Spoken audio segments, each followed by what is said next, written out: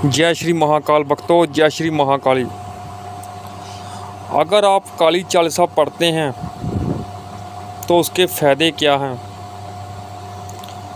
और जो लोग काली चालीसा पढ़ते हैं उनको फ़ायदा क्यों नहीं हो रहा, ये सारी जानकारी दूंगा आज आपको मैं कि क्यों उनको फ़ायदा क्यों नहीं होता जो काली चालीसा पढ़ते भी हैं, और काली चालीसा किस तरीके से पढ़ें, ये सारी जानकारी दूंगा मैं आज आपको, ताकि आपको उसका फ़ायदा हो सके। क्योंकि बहुत लोग पूजा पाठ करते हैं, बहुत पाठ करते हैं, लेकिन उनको अंश मात्र भी उसका फ़ायदा नहीं होता, उल्टा उसको नुकसान होता है उनका। वो क्यों होता है?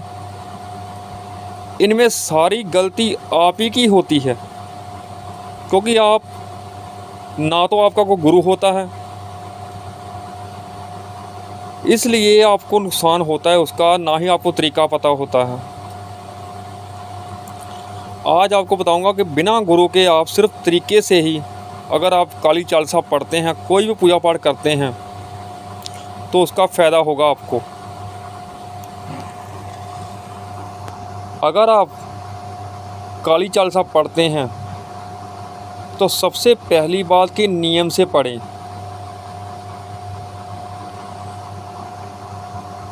काली चालीसा ज़्यादातर आपको शाम को टाइम ही पढ़नी चाहिए, क्योंकि महाकाली पूजा शाम के टाइम ही होती है, सुबह बहुत कम होती है। और अगर आप फ़ायदा चाहते हैं महाकाली पूजा का, चालीसा का उसकी, तो आप शाम के टाइम पढ़ें 6 बजे के बाद। और काली चालीसा कौन सी पढ़नी है ये बताता हूँ, क्योंकि काली चालीसा बहुत हैं, और सबसे शक्तिशाली जो काली चालीसा है वो है जिसमें ये लाइनें आती हैं पहले। जय काली कलमल हरन महिमा अगम पार, महेश मर्दनी कालिका देहु अभय पार, श्रीमद मान मिटावन हारी मुंड मालगल सोहत प्यारी, जिसमें ये आता है। ये काली चालीसा पढ़नी है आपको। और जो लोग शत्रुओं से परेशान हैं उनको काली चालीसा रात के 12 बजे पढ़नी चाहिए।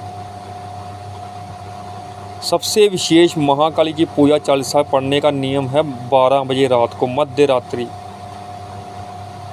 और जब भी आप काली चालीसा पढ़ें, चाहे शाम को पढ़ें चाहे सुबह पढ़ सकते हैं आप, ज़्यादा नियम की बात नहीं है कि आपने शाम को ही पढ़नी है। वैसे अगर सही फ़ायदा चाहते हैं तो आपको शाम को ही पढ़नी चाहिए आपको। और जब भी पढ़ें एक समय पर पढ़ें और नियम से पढ़ें। ज़मीन पर आसन बिछाकर काले रंग का और काला सर पर कपड़ा रखकर, या लाल आसन या लाल सर पर कपड़ा, अगर आप काले कपड़े पहन सकते हैं, लाल कपड़े पहन सकते हैं, वो सबसे अच्छी बात है।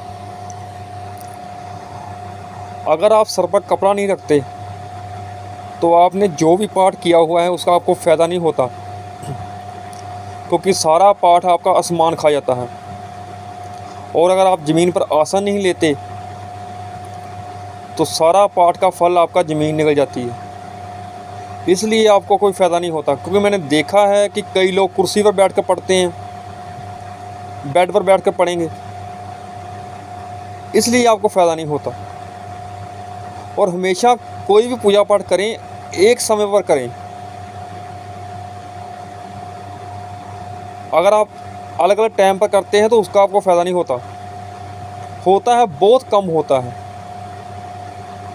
लेकिन आप एक समय पर करें ये काम।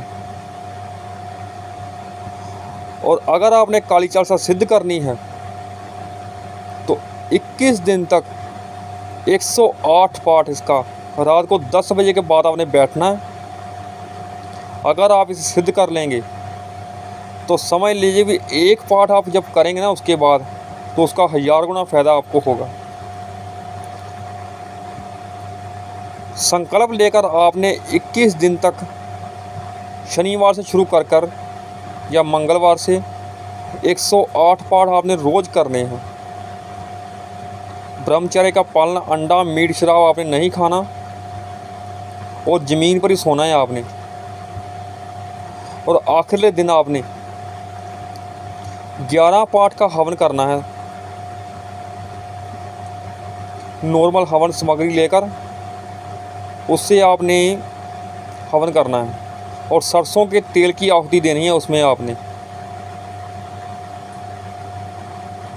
और याद रखें, जब आप संकल्प ले लें को महाकाली उग्र देवी हैं, तो आपका संकल्प टूटना नहीं चाहिए।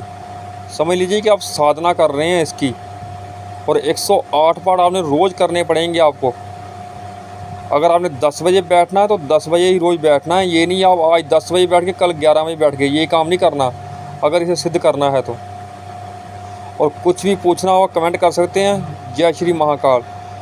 और जिस तरीके से मैंने बताया उस तरीके से पढ़ कर देखें काली चालीसा, फिर आपको देखें कैसा फ़ायदा नहीं होता। जय श्री महाकाल।